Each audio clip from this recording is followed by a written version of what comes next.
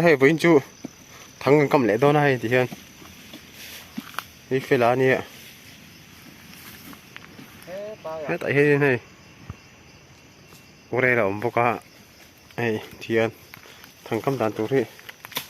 tiếng nó mình câu lợn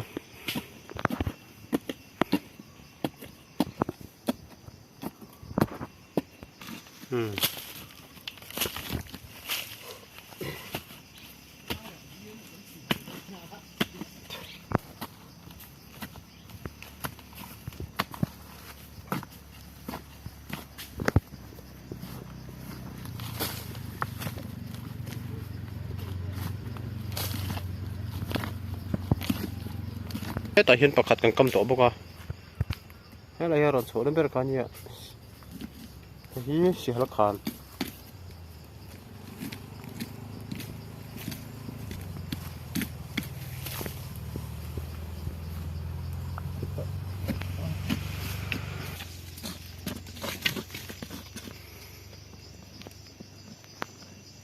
con thu đó tao con lại khỏa về ngay à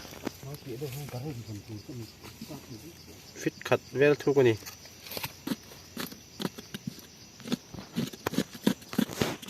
chuyển vào phải là sọ là sao mẹ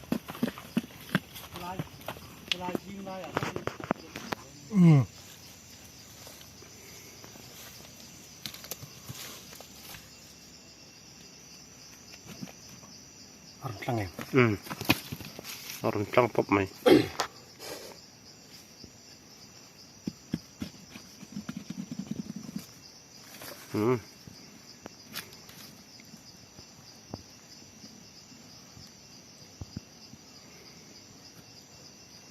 fit khát về thu kinh cần sự cất của chúng hi cần lại rồi là vâng chúng ta hiện chính cần sọt lăng hi suy tu rồi này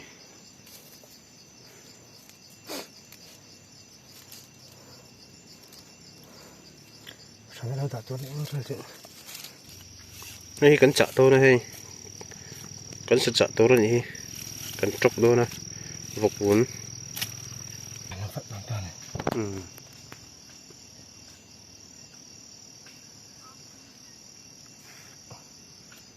thâu xí tăm khóc mài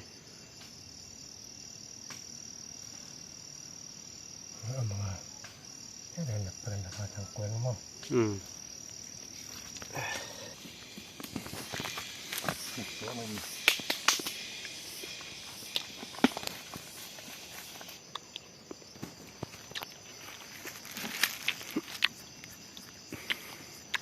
trong cái đó chuyện của những con vịt đã bỏ bẹ tu lên hay bỏ bẹ những căm đôn đi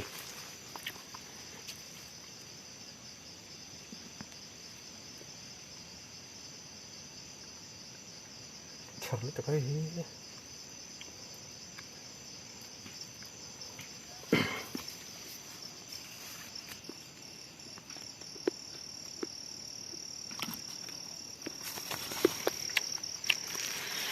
thứ hai là con gì sọ lụt ta Yan. đồ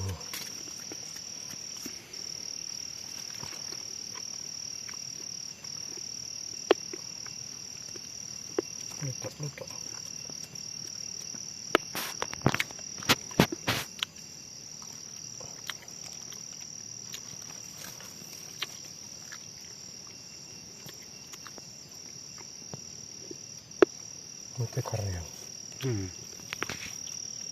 này là chỉ bao một cái rất là mà tập vào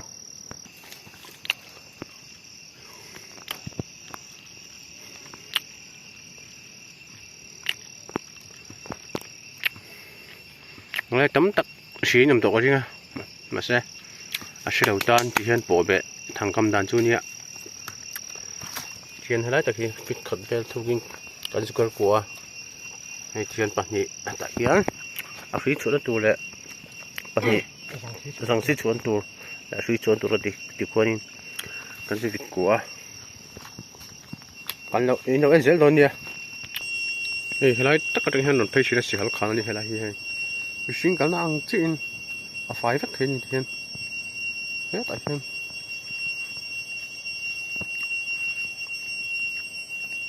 số tao xin pakat cái này cần tiếp ra hay hàng ngưu lên tại hiện tại cầm quá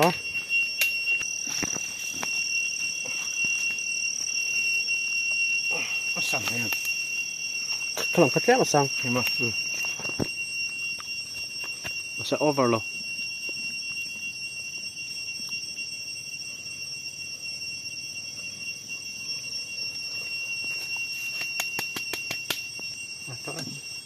ừ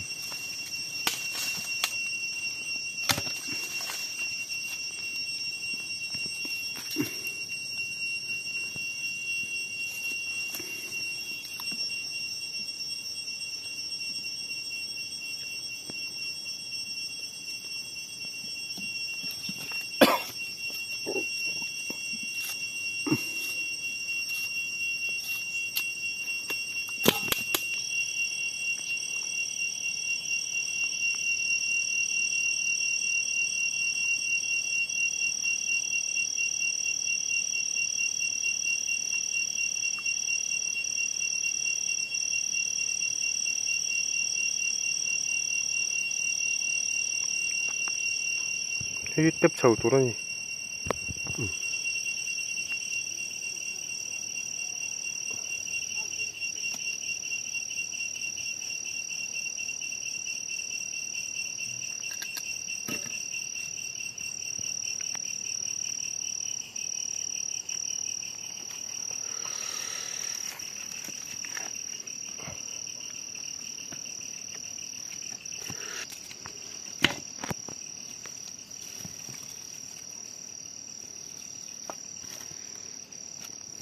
chuyên vòng vốn cần chục đô nè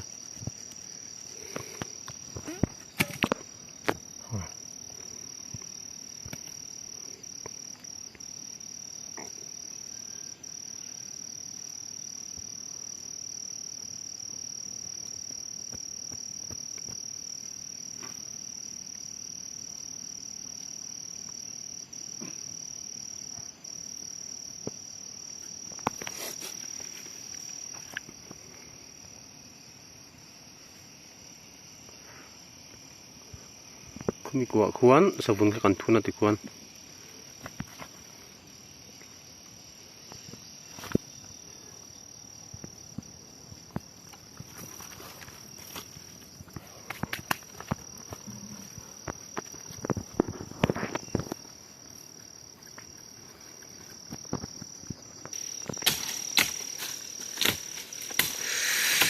cái hàng ngul tụi này liền cho khắp mày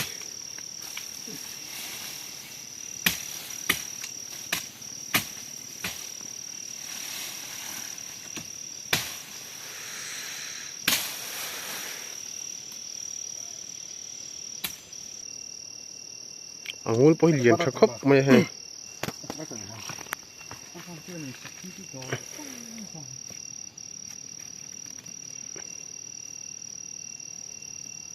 xây được mua về xây đó này tận hơi đó này chưa có tận hơi ừ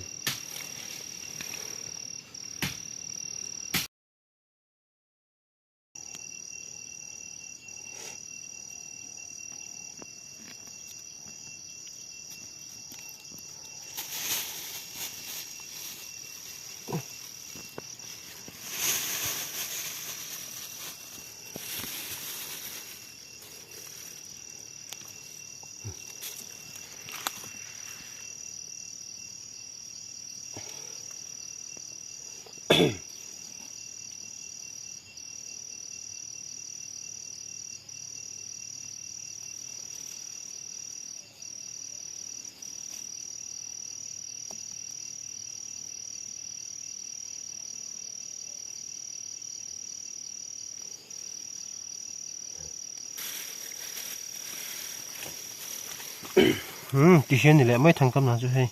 cầm dầu á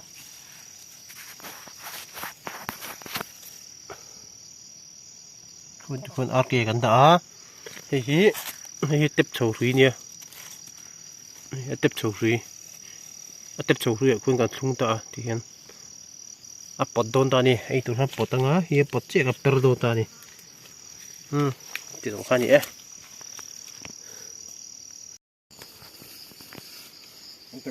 เอาอยู่เส้นสับไปเอาอยู่มาติดล่างทักกระดิ่งทักกระดิ่งมันนะ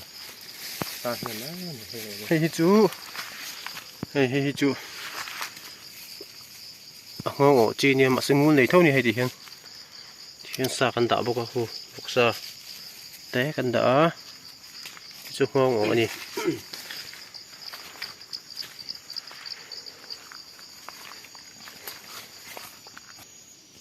hey chúปฐุมกันก็ไม่ใช่ปฐุมนั่นนี่ให้ดีฮะงูพอเรียนชาครบไหมบ้านเด็กตีเวลนั่นกันมาดีฮะเฮ้ยจอระเปรย์นี่เวทุงนี่โอ้เลยตื่นกันวิดีโอนั้นจนตีสองคันนี่แหละพอดไหมใช่ไหมกันวิดีโอเต้มีเลยอินสักทีนะก็เราไม่เป็นมันนี่